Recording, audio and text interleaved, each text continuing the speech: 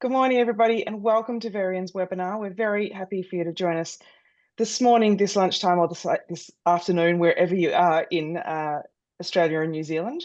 My name is Melanie Weiss. I'm the Chief Innovation Officer for Verian in Asia Pacific. Our meeting today spans teams across Australia and New Zealand, and we have clients, colleagues, and presumably competitors on the call today. So a very big welcome to all of you. I will be your tour guide for this hour into our little journey across turning intention into action for seldom heard voices. I would like to begin today by acknowledging the traditional owners on the lands we are each meeting on today and pay our respects to elders past, present and emerging. We honour the knowledge and courage we stand on and recognise the strength and wisdom of continuing cultures.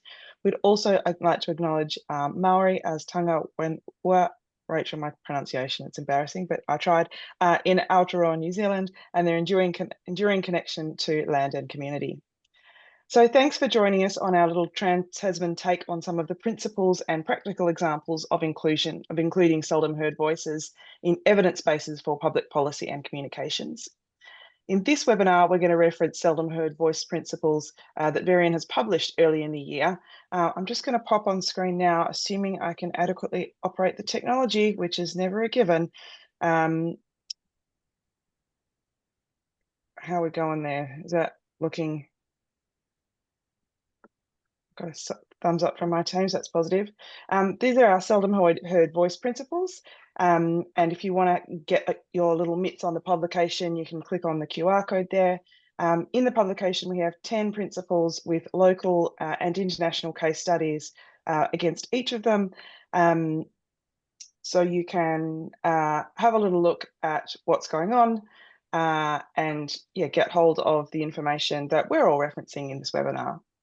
The 10 principles Verian explored are minimising barriers to participate, planning for complexity, featuring a case study from one of our panellists, Catherine, who'll be speaking a little bit later around encouraging help seeking and family violence, recognising and reflecting diversity is principle number 3, strengthening partnerships and using peer networks, embedding accessibility throughout your research, leading with transparency, which features some of our excellent work in the European Union across our Voices of the Ukraine study, looking at integrating refugees, consciously creating safe spaces. Principle 8 is understanding digital expression and features a case from Craig, one of our other panellists, and his federal team looking at online disrespect and its link to gender-based violence. Reducing power imbalances in deliberative engagement, and keeping on planning for what's next is number 10. So seldom heard voices might feel like a bit of a technical take on inclusion and diversity, and there is indeed some seldom heard voices that contemporary researchers regularly strive to include. I think we've all heard the term COLD or CALD, culturally and linguistically diverse audiences. First Nations people and people living with disabilities are some of the groups probably more frequently recognised as seldom heard voices. Even so, we really think that to make sure these voices are truly heard in a way that can impact change, rather than, I guess, just listen to, it's still an ongoing challenge and there's still much to learn in this space. We'll explore some of these challenges and offer some pragmatic and enabling solutions on how to get started, including addressing limited resources in our discussion today. We also want to explore, however, seldom heard subjects, so things that as a society sometimes feel awkward or vulnerable or otherwise unwilling to delve into, or perspectives within those subjects that are rarely explored. So here at Verian, we research many of those subjects for which there is less existing evidence or perspectives that are rarely consulted. And in doing so, we like to do it with rigour, sensitivity, with ethical consideration and defensible methods that can really create decision-grade evidence. So let's get on with it. Firstly, I'd like to introduce our esteemed panel. Craig Donovan, give us a wave, Craig. Craig is our head of federal government in Australia, federal government business. He's led programs of work involving seldom heard voices, including topics such as domestic violence prevention, child safety, consent, elder abuse, countering violent extremism, and social cohesion. So welcome, Craig. We'll get to Craig in a minute. Catherine Robinson is Executive Director in New Zealand. She oversees our behavioural insights and qualitative practices and leads a large body of work around relationships, including youth relationships and domestic violence, and is currently wrapping up an 18-month-long study into the lives and relationships of men who are harming their partners. And Rachel is the head of Mahinga Maramatanga Ahua, our cultural insights practice in New Zealand. Rachel and her team specialise in quantitative and qualitative research that prioritises cultural safety of and privileges the Maori voice in the research space. With this focus, she and her team have led programs of work in health, education, environment, and language revitalisation, and the list goes on. Now, a little birdie just told me that perhaps you can only see me, so I'm going to figure out how to fix that. Oh, hang on, now you can't even see me. Oh my goodness, I should not be left in charge of the technology. All right. Okay, I think we can see you now. Maybe you guys just need to talk more. Perhaps that's the problem. Okay, so I'm going to ask my first question. Rachel, efficiency is often one of those pragmatic barriers to better inclusion. Digital or online panels often prevent fast and cost-effective route to evidence. In your experience, how good are the online panels in seeking data from seldom heard voices, especially in your MMA practice, and what are they missing? Tēnā koe, Mel. Thank you very much. To everyone joining today, ngā mihi nui kia koutou I tēnei rā. Thank you for joining us. No Ngaiotanga Whangaruru ahau, ko Ngāti Waitoku iwi. Just acknowledging where I whakapapa to. That is essentially my whānau, my tupuna, my ancestral tribal connections. And just before I do answer that question, Mel, just thinking of you all up and down the country in Aotearoa who are involved or experiencing the crazy weather patterns at the moment. I hope you, your whānau, and all your loved ones are safe. So Mel, how good are online panels in seeking the views, opinions, and experiences? And in this case, I'm going to speak of Māori. I think as with any quantitative method, there are pros and cons to online panels. So what works well? An online panel, as you said, is very cost and time efficient approach for reaching out across Aotearoa, New Zealand. It's great that we can, through the profiles, the known profiles of panel members, we can target Māori, we can target age groups, we can target gender, different regions, whether they're living in households with tamariki, with children or not. So that helps with the time and cost efficiency. I love that we can set quotas against those key demographics as well, which ensures that we can sort of strive to achieve nationally representative proportions within our Māori communities. And of course, I love the flexibility that doing an online survey gives our whānau Māori, our participants. They can do it at a time, day on that they want to do it on. They can do it on a device of their choice. So it does, you know, online panels, the online approach does tick several boxes. But the online panel does have its limitations. And for Māori, the biggest limitation is that on, I want to say most online panels, the number of Māori on the panel are underrepresented. They don't come near national population proportions.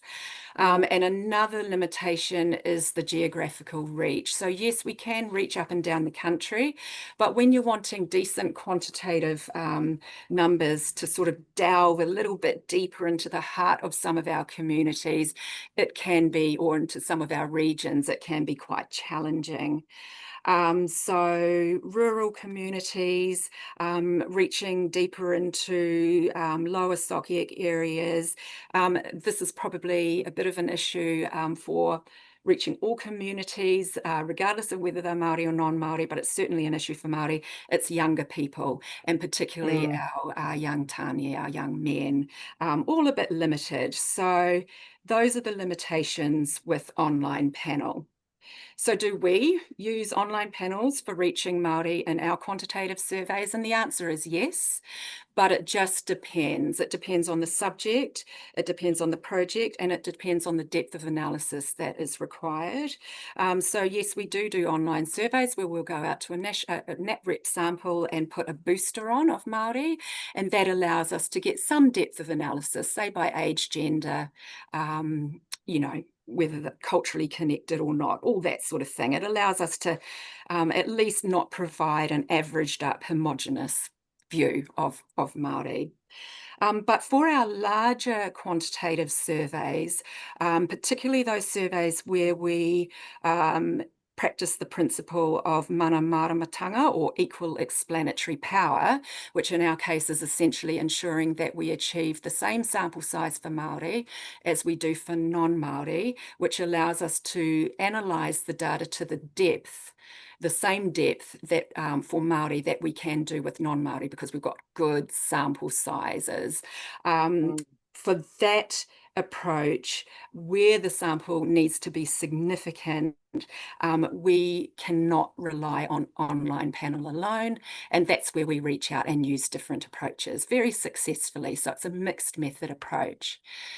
The beauty of using a mixed method approach is in that it also helps to minimise barriers to our whānau being able to take part. Because for online panels, we have to, people have to be online. They need to have a device to be able to take part in the survey. So using a mixture of approaches means that some of our community, our kuia, our kaumatua, our older people, for example, who may not be online, might not feel as comfortable communicating online, have other avenues to still have their voice heard. And so that's a real beauty of using mixed method approaches, and they work well, and we're able to shape representative, robust sample for Māori using that. So in summary, online panels, they have their pros and their cons like any single method. It really depends on the subject and the depth of analysis and understanding required. The main thing that I'd probably want to end with for this kōrero is that the main thing is that regardless of whether we're using only on panel or whether we're using a mixed approach, that for Māori and any sort of smaller community that we're wanting to understand, is that we are getting enough sample to be able to pick up not just a homogenous view where we have to average everything up, because that's all sample size allows us to do, but we're picking up the diversity within those populations. Māori, like any culture, are very diverse. So it's about... Yeah, that equal explanatory power that you talked about. That's right. So it's about being able to really delve into the data in as much depth as we can. So, yeah. For genuine understanding rather than just kind of cursory representation, I guess, is what you're getting to, right? That's right. Yeah, fabulous. Thank you, Rachel. So we might have to look a little bit deeper and wider than our existing go-to methods. Catherine, I want to go to you. If we want to include seldom heard voices on potentially seldom heard subjects, which we talked about up front, what kind of considerations do we need to bring to the task of recruitment? Rachel's talked a little bit about beyond panel. How do you think about, where to go first and how to think about recruitment and, I guess, design? Thanks, Mel, and kia ora. Hello from windy Wellington. We're very much living up to our name and fame today. It's a bit breezy out there, and echoing what Rachel says, I hope everyone's all right. Thanks for the question, Mel. I think I'm going to talk primarily from a qual point of view. That's where a lot of the work that I do is actually in qual. And so when we're thinking about recruitment, in many ways, like, there's no single answer. The short answer is the recruitment approach that we take really needs to be tailored to the audience and the task that we're doing. So quite often, this means moving away from some of the, if you like, the straightforward methods that we would do, which would be working with recruitment agencies and their panels, and going a bit wider and a bit deeper in terms of where we look to find people and how we look to bring them in. So essentially, firstly, I mean, this means going to where our audience are likely to be. So they are less likely to be represented on a recruitment agency panel. We need to then think about, well, where are we going to find them? What spaces, what places, what communities? might we be able to tap into in order to be able to actually make contact with them about the studies that we're kind of doing. So for example, that could be, you know, in work that we've done with minority migrant workers, for example. It's about working with community groups who might be in contact with people within that community that can help us try and reach out to them and see if we can actually tap into their networks. With something like our men's projects, where we're looking for men with violent behaviors, a lot of the time that is about just simply reaching out into Facebook or student job search or kind of things like that, so that we might be able to actually reach those people. But reaching them is actually only one part of the problem, because the second thing we really need to think about is giving them a clear reason to be part of our studies. So the value proposition for your it's a tricky value audiences. proposition, and really thinking about that, and how you frame your study and why people might join it is a really important part of thinking through how you're actually going to bring people in. And a lot of it is actually, I mean, obviously there's the, you know, making sure that we are compensating people properly for their time. You know, we are talking with people that have got lived experience that we want to tap into. We have to make sure that they are well rewarded for that. But looking beyond that kind of extrinsic motivation to kind of like, what are the intrinsic motivations for people to join in our study? Why might they want to contribute their voices to do that? And one of the almost surprising things we found around our men's study is a real prevailing sense from men that men are not well listened to. And so when we talk to them and say that we are looking to engage with men because we want to understand their experiences so that we can help design government services that support men better, we get a lot of response to that sort of motivation to join the studies beyond the, you know, I want to do this for whatever personal or monetary kind of reasons. So thinking through that reason and how we kind of frame the study is really important. The third thing is just thinking about recruitment is we're working with people that probably have no idea of what a research process actually looks like, what it actually kind of entails. And we've got to be really cognizant of that fact and really help support them through the process. So that's about making sure that when we are inviting people into our studies, we're talking about who they're going to be talking with, how they're going to be, you know, engaging, you know, what sort of methods are going to be used, being really clear about kind of what's expected of them, what sort of questions they might be answering or what sort of questions they might not be answering.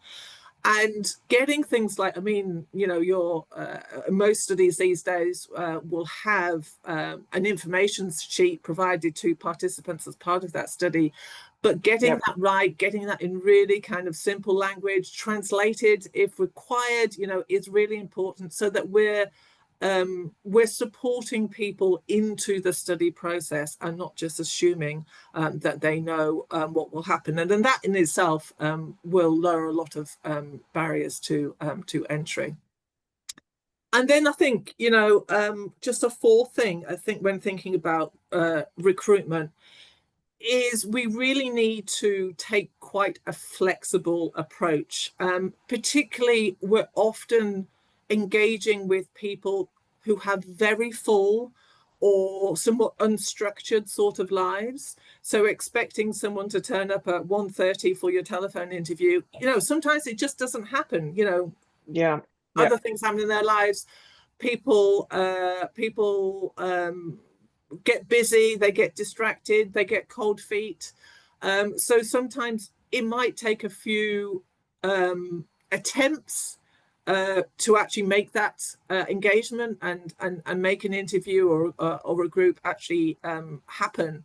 And we've got to respect that that, you know, our respondents are living their own lives, and, you know, our research study is not going to be the most important thing that's happening to them. And so that we've got to be humble with that and understand how we can fit around things. So quite often that is about making sure that we're setting up direct channels of communications between the interviewers and potential respondents, so that they can be flexible, they can call or shift timing and things as they kind of need to.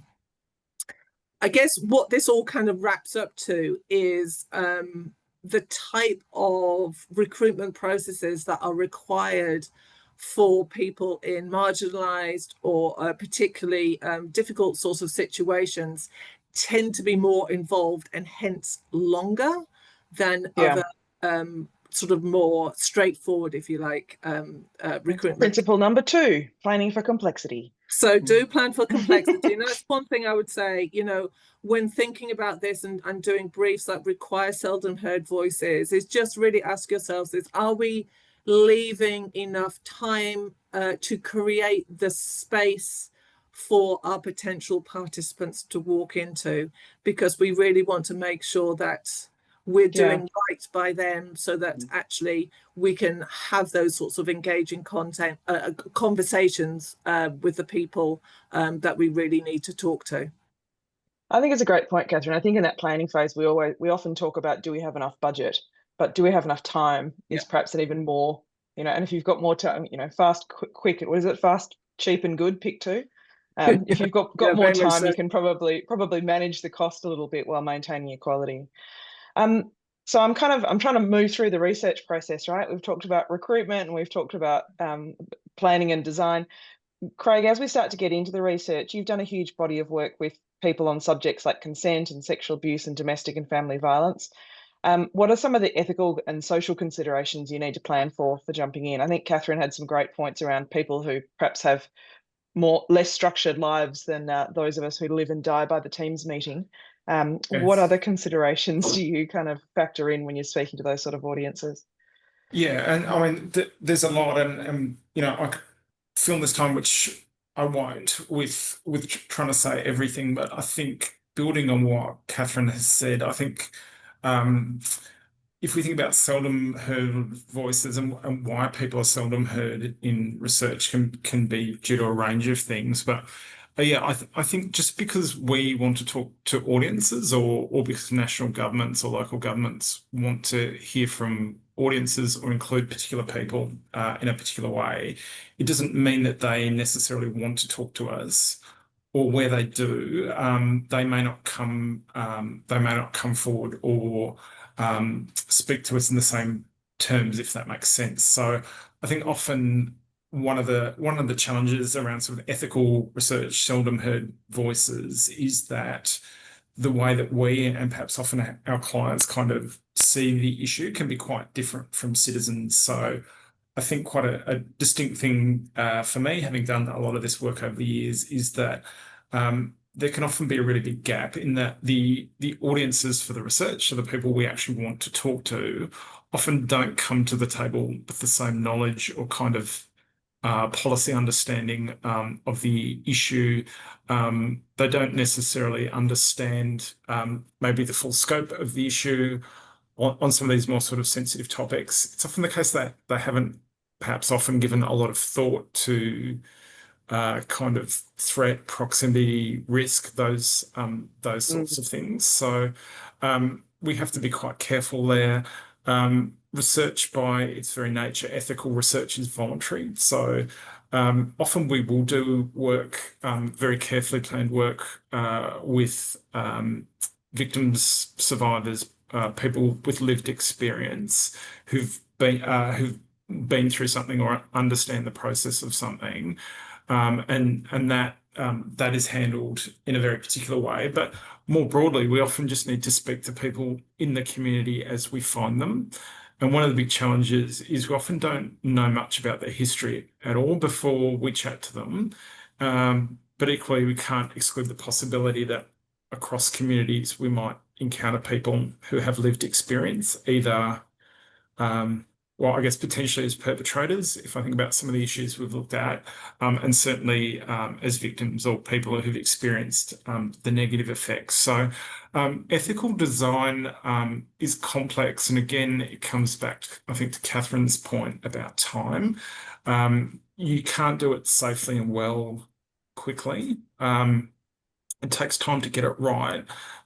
We talk about this all the time internally. So it's about what we do before the research, during the research, and also after.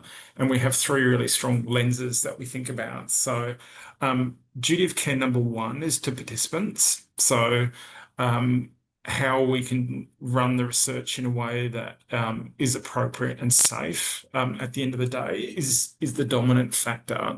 But we also have to look after ourselves and our teams as researchers.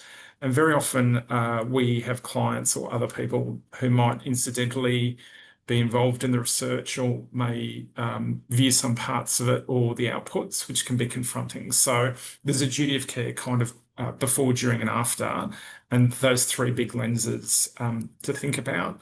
Kind of building on Catherine's point, I think very much how we sort of choose to frame up a topic. So if I think about young men, for example, and what might make them seldom heard, if we ask young men to talk about toxic masculinity, for example, and I'm not saying we couldn't do that, but how we frame that up, who might volunteer, and the kind of voices we might hear and not hear. So even thinking about how we describe topics, and Catherine's made this point, how we kind of appropriately brief people in is super important. I don't want to suggest men are completely unheard, but there's that potential to skew which voices kind of show up. So even at that topic level, how we describe what we're going to chat about or what data we are collecting, super important.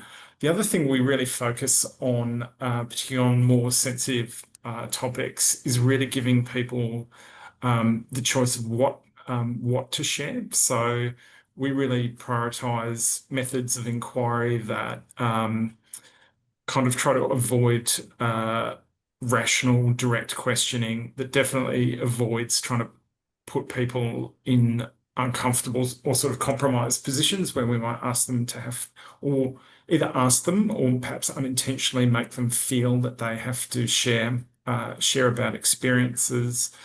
We also think about accidental education, I suppose, which is one of the main things we always talk about is we try to leave people as we found them. So so if they come to us a little bit I don't know, perturbed about an issue and they leave perturbed about an issue, for example, that is actually okay. It's okay. But we can also have people who haven't thought much about an issue or its prevalence, and they can start, that's the other risk, that they can start to kind of very quickly learn more about it quite quickly through a research process. And that risk that we accidentally educate them in a harmful way is another sort of adverse consequence we have to think about. So a lot of the work we do, we have a bunch of different techniques, but often it's about using creative research methods,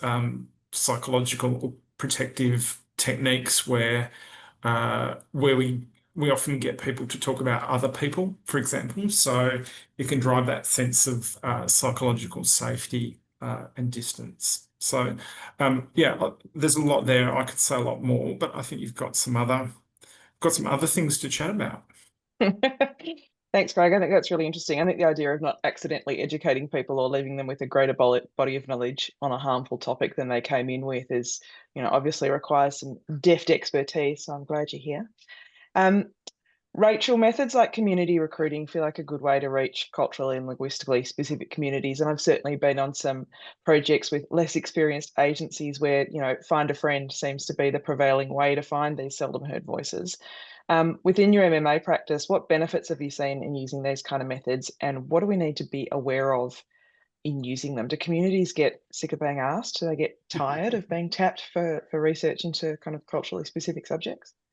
Yeah, it's a good question. I'll just start off with saying it's essential to be it's essential. It's something that the entire kaupapa Māori research movement is based on, is that sort of that connection and reaching out and recruiting through trusted relationships. You know, when we need to go into communities and have kōrero and discussions with our people, and it doesn't matter about the topic. Some topics are very challenging and sensitive, as Catherine and Craig have sort of alluded to. But regardless, when we're reaching out qualitatively and engaging with Māori, we have to build that connection. It has to be built on a connection. It's something that we call whanaungatanga, and that's connection through your whakapapa. It's connection through your lived experiences. It creates connections that are built on trust. So even before you've reached out to even approach people, that you need to be thinking about how that is going to be built into it, because otherwise, without that trust and that sense of connection, as Catherine alluded to, you know, people are busy. They've got a lot of priorities: getting food on the table, getting their kids to school, taking part in research, doing a survey probably isn't high on their list. So establishing that foundation is really key. And as Catherine had alluded to, it just cannot be rushed. So an 8-week turnaround for a qualitative project from start to finish, it can take at least 8 weeks just to build those connections sometimes. Yeah. That's the reality of it. If we're going to meaningfully reach out to the communities that we need to and speak to the people that we need to. We do it through various ways, reaching out. We do use our whānau networks. We do use our iwi networks, our researchers on our team. We do work closely with our partners that we bring on board, whether they're kaupapa Māori researchers, whether they sit on the client side as Rautaki Māori, the Māori strategists, the Māori consultants. It's just really important to have everyone at the table right from the beginning, not only just to set out sort of what recruitment looks like, who and how we need to go out and engage, but what the objectives are, what the useful insights, what are the learnings, what's the knowledge that we sort of need to learn to inform decisions that are going to move the dial forward, that are going to be useful for our people, for our communities. So that's really important. And then I just want to talk about fatigue, the community fatigue, and whether people get sort of sick of it or over-researched. There certainly is that sense out there. Yeah. And I really want to discuss research with iwi, because that's often a really important voice to have represented in the research and in the findings. So often we'll go out to communities and we might talk to farmers, we might talk to local businesses, we'll talk to iwi, we'll talk to different members of the community. Iwi are so that means talking to iwi leaders or representatives usually. And in my experience, in our team's experience, they are some of the busiest people on earth. They wear many different hats for their I think we would translate them as elders in an Australian context, right? Community elders would be your iwi leaders. Yeah, they can be elders, they can be younger as well. They sort of they are on they can represent the governance, the social side of probably getting into too much detail, but yeah, they represent their people, and they are on wear lots of hats to ensure that, and they're often on many different committees and council boards and entities to ensure that iwi voice in that region is heard. So yeah, they're incredibly busy. So that in itself is a significant undertaking. Again, because they are so time poor, it's not about just sort of booking in an interview and doing that. It's about going out, firstly having the connection, either through yourself or someone that that is known, to connect them. And then it is about absolute transparency up front. And we do this, this is important for all our research, and particularly our cultural research. Transparency about who we are as Verian. Back to Catherine's point about why we're here and what's in it for you, right? That's right. Why we're doing where the the whole research. project's going. Exactly. It's incredibly important. And, particularly from an iwi perspective, how this research can help inform decisions that will be useful for you, your whānau hapu iwi, your people. Yeah. So it's really sort of making that really clear. And then they get to exercise tino rangatiratanga, which is the right to self-determine whether it's something that they want to be a part of or not, for themselves or for their people.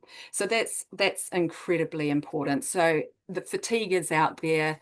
Our leaders, our reps, some leaders in our communities do get asked time and time again. But we can manage that by having more transparent value equations.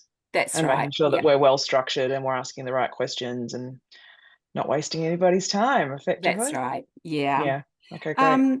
Yeah. So I think just wrapping up, the main thing that we can do is when we're asking for their time to share their whakaaro, their thoughts, their matauranga, their knowledge, is that we do treat it with special care as a taonga, as a special sort of gift, as a treasure, and that it is used in the way that it's needed to be used and intended to be heard, and ensuring it that the interpretation and the analysis, they're sort of, everyone's a part of that, so that what we are taking back to our clients and back to the table in terms of this is what we've found, this is what we're hearing, these are the recommendations, this is what our people are wanting, this is going to be useful. Ensuring that is heard in its truest sense, and not sort of misinterpreted or misrepresented. Yeah, I think that sounds like a really important principle across the board, right? Maintaining the integrity and the nuance of the seldom heard voices that we listen to, rather than just writing down the answers and taking them off and popping them in a report. It's got to be a lot more deft in the reporting and the understanding. Catherine, you've approached some of these topics from sort of what I would think of as the other side of the equation, particularly talking to men who've exhibited violent or abusive behaviour about changing that behaviour. Once you're kind of in your research, and I know you do mostly qualitative work, how do you create the right conditions for respondents to be honest and open? Have you kind of seen any secondary consequences for those respondents, either positive or negative, in being honest and in being involved, as Rachel said? Once you establish that value equation, how do you kind of follow through on it when you're actually conducting your research? So just to take the first part of that question first, about kind of creating the right conditions for people to be open and honest. I think, it's an obvious point, but one that we haven't really spoken about that much is when we are listening to seldom heard voices, the person who is doing the listening is really important. So when it comes to really thinking about maybe some of these quite difficult conversations or these more sensitive topics, we have to be really cognizant of the type of person that we're going to be asking our participants to open up to. In many cases, the interviewer. We can all instinctively feel that as humans, we open up to different people differently, or not at all. There's some types of people that we gel with and other people that we don't. And sometimes, as researchers and as interviewers, we have to be humble and kind of say, look, a study which is about men in challenging and possibly abusive relationships, myself as a middle-aged white woman, I am not the person that these people wanting to be talking to about these types of issues. So with things like that, one of the things that we are really cognizant of is bringing in the right people to have and host those conversations, knowing that being able to do that will enable our participants to feel more comfortable, to feel more confident in sharing, to to feel like, you know, quite often our respondents will talk about this sort of unknown quality of, I just feel like I'm talking to someone who gets it. And it's about that quality of kind of getting it and making sure that, you know, we're matching people up with that. So, you know, what that looks like practically is about making sure that we're putting together and selecting interview teams who are going to be really well placed to create that connection, that sense of kind of getting it with the respondents. In some cases, they're not researchers. You know, we're not pulling from, you know, the research community to do that. We, you know, in some of our work with men, we work with people who are men specialists, for example, who actually work kind of within the sector itself. One of the really, really important things is when people are divulging things that maybe they've never spoken to anyone about, is the person who is hearing that is in a position that they can treat that disclosure with the care that it deserves. And a lot of treasure was the word Rachel used. The treasure, exactly, I think, as Rachel was talking a tonga, because a lot of that is approaching these difficult subjects and these difficult conversations without a sense of judgment, because that is quite often the kryptonite for respondents, is if they feel that they are talking about something and the person that they're interviewing with is bringing a sense of judgment to what they're saying. That's not all, you know, that's obviously, you know, it's not, we're not going to get a good interview off the back of that. But also, I think, as Craig was saying, we don't want to create any sort of sense of difficulty or harm as a result of the interview or the research kind of process itself. So it's interesting when we say we work, you know, our work with men who might be in violent or abusive relationships. Obviously, we think through very, very carefully about how we can have the support and disclosure structures around those conversations should we get a sense of anything which may be harmful, might be harmful to them, to their families, or to our researchers, so that we've got that scaffolding in place. And that might be, you know, working with, we are psychologists and men's interventionists and things on standby. But it's more, I think, the more and more that we've done that, we realize that it's not about those kind of big scale harms which are going on. It's about how we treat the dialogue that we are hearing with care and with respect. And the really interesting thing, in a way, is actually when you're talking with men sometimes who have violent behaviors, what they are looking for most is safety and creating that psychological safety. And in there, we've got to start thinking about the power dynamics and power structures between, you know, we are the researchers. We quite often know a lot about these people before we've even spoken to them. You know, we might have got them to fill out surveys as part of their recruitment. We might have got a sense of kind of who they are. They don't know anything about us. And it's like Rachel was saying, what's really important is that we can come to them and they can understand who we are, why we're doing what we're doing, and what they should be expecting as part of this process. And that, you know, making sure we're meeting people as far as we can, basically on much more of a level, is a much more, I think, humble and honest way of doing this research. And so, you know, when we're having these conversations, we're making sure, as Craig was saying, that, you know, we're asking for permission to ask questions. If someone has brought something up, we'll be working with them and asking whether or not we can delve further into subjects and things like that. So to let the respondent in many ways lead us through the story, lead us through what they want to disclose with us, and treat those disclosures and treat those things that they're talking about with real care. And there are things like that. It's like, you know, if as soon as you ask someone why they do what they do, they will be defensive, and you'll get a very defensive answer on it. So a lot of the time, it's sometimes, you know, that sort of stuff, even though that might be screaming out in your head to kind of say, I really want to understand why, what we have to do is kind of really open up that space for someone to be able to talk about it without needing to justify or be defensive about their actions.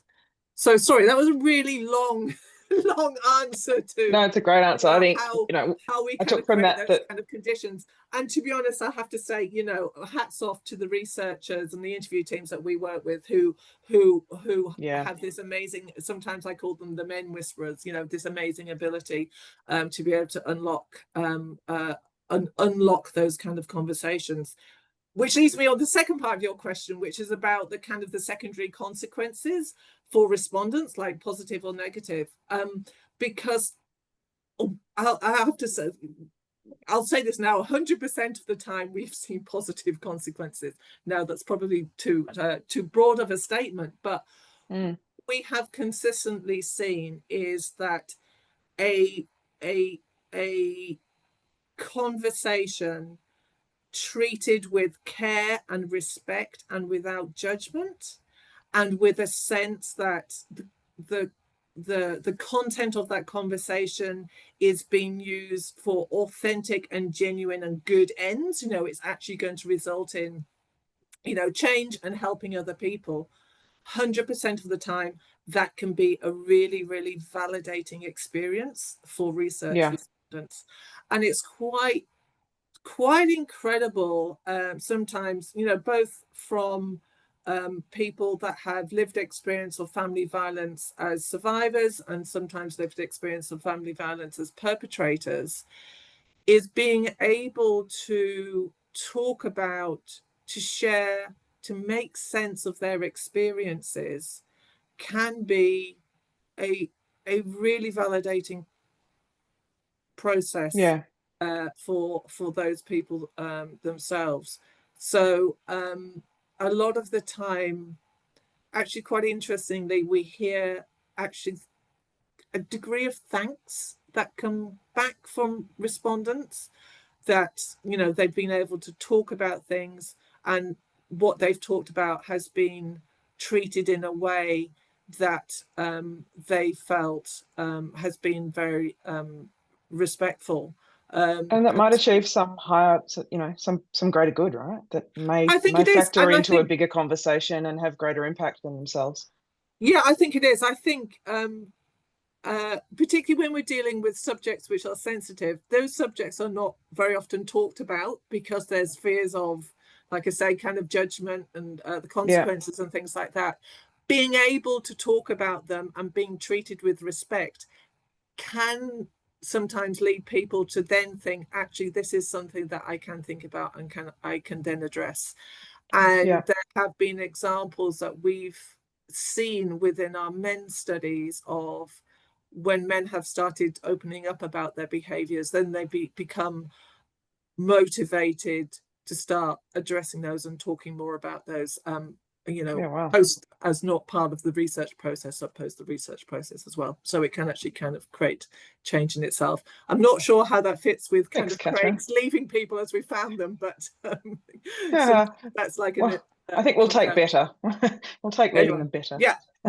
Or feeling better about their subject. Your initial comments about sort of the importance of casting and listening without judgment, casting in a kind of cinematic sense, got me thinking about adolescence, which I think everybody was talking about, the Netflix show earlier in the year, which got me thinking about you, Craig, and some of the work your team does in digital expressions and masculinities. How do you keep conversations and contexts away from the mainstream and bring them back for stakeholders? Or I guess, kind of put another way, your work helps you understand a seldom heard voice or a subject. How do you translate those voices and while maintaining their integrity for a community that may not be expecting them in order to give them maximum impact? I think Rachel talked about the importance of, you know, maintaining the integrity of your subject's intent.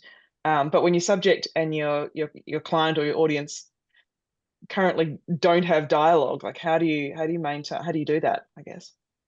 Yeah, it's tricky, right? And I mean, you can get, I think you can often get this real, yeah, you can get disconnection or what we, I don't know, what we expect to hear or what stakeholders expect to hear, perhaps our own biases. So what we expect to hear and kind of how we process that can be challenging. I think some of the work we've done over the last couple of years is to kind of really understand young people, kind of where they are.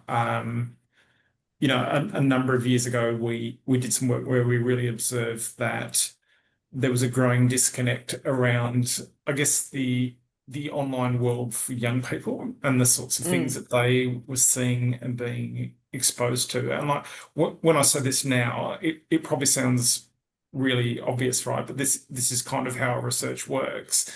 It's not until you elevate these things that they actually start to feel really kind of obvious and salient. So, but yeah, if I think about young people and the work we've done around digital expression, family and violence prevention, even topics like violent extremism, there can be this huge gulf between what parents or adults or what stakeholders think is happening and what's actually happening in the lives of young people. And often it can drop when it's time to actually sort of take those voices and elevate them back. You can get this disbelief around, but that's the internet I see, or you know, where I'm at online, or what I think my kids are looking at. It can be really, really yeah, it can be confronting in some ways, and I guess it's hard for people to have experiential empathy of something they haven't seen themselves. So, something I'd like to chat about in this context was one of our researchers when we were working on kind of the online misogyny and what young people were seeing. I think we were kind of even a bit like, okay, how strong is this, or how quickly can this happen? He started doing a bit of self-guided research where he started to look at you know, some of the stuff that young men were saying they were looking at. So he's not the oldest researcher, but not, you know, he was not the same age group, sort of in his early 30s. And he said he started looking at some of the things they were talking about. And then the way the algorithm works, which is the same way it works on all human brains, it sucks us in. And yeah, 2 days in, he said, I've been looking at some of this stuff. And he goes, I can feel myself. I can feel myself. Thinking differently.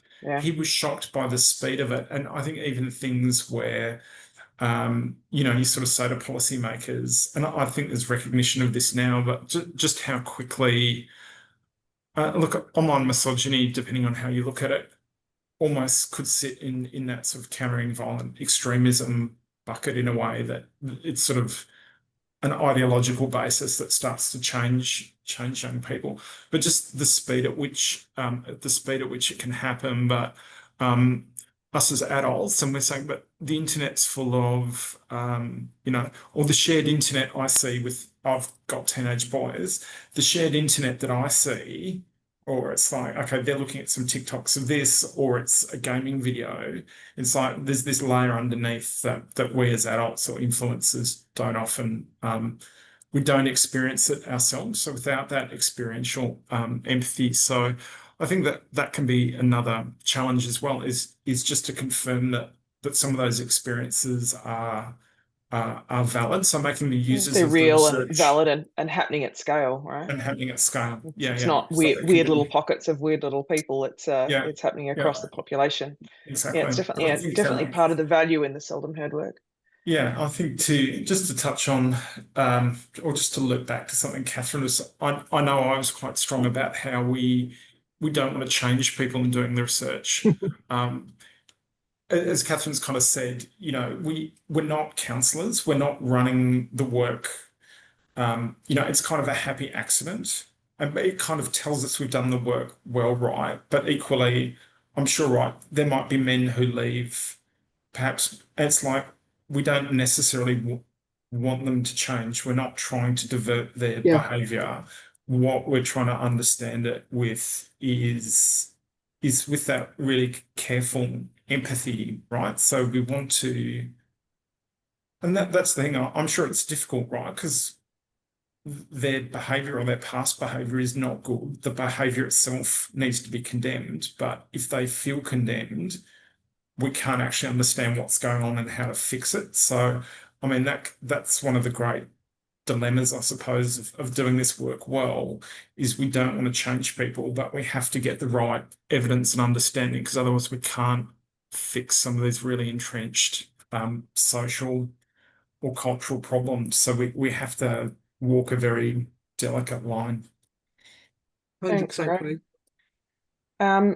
Alex on the chat has asked a question. Do you see issues in connecting young people with the introduction of social media minimum age legislation? We at Verian are very proud that some of the work that Craig and his team did early in the piece has influenced some of that legislation. And I think there has been lots written and said about it, but certainly those issues are definitely connected, the issues with young people and the way we connect with them and understand their experience and what we as policymakers and indeed parents need to do about it. If anyone else has questions for us, we would love to hear them. Feel free to drop us a line on LinkedIn or send us a note at Verian Australia or New Zealand, and we're very happy to get back to you. I'm going to have one more go at sharing my little QR code. How'd it go? Oh, look at that. Look at that. Yes. I'm getting it. I'm totally a tech nerd now. This is great. If you would like to download the report or get hold of, I got love hearts. Yay. If you would like to download the report or read some of the fabulous case studies written by our very talented consultants here at Verian, Rachel, Catherine and Craig included, they are part of the report. I think I even pressed play. Look, I even made a video. Watch this. Ready? Ready? Oh, look at that. We would, as I said, we would love to hear from you. And if you'd love to hear from us, or you have a particularly tricky challenge in the seldom heard space, please get in touch. And in the meantime, download and have a read of the report and some of the fabulous case studies. Catherine, Rachel, and Craig, thank you for your time and your experience. And I think I can speak for our audience too. Your very careful and respectful approach to these topics, where obviously we're dealing with people who feel disenfranchised or marginalized in society a lot of the time, or issues that nobody wants to talk about. And we are delighted that such care and expertise goes into bringing them into the light. So thank you all for your time today and for your work ongoing. And we will see you all very soon. Thank you, everybody. Thank you.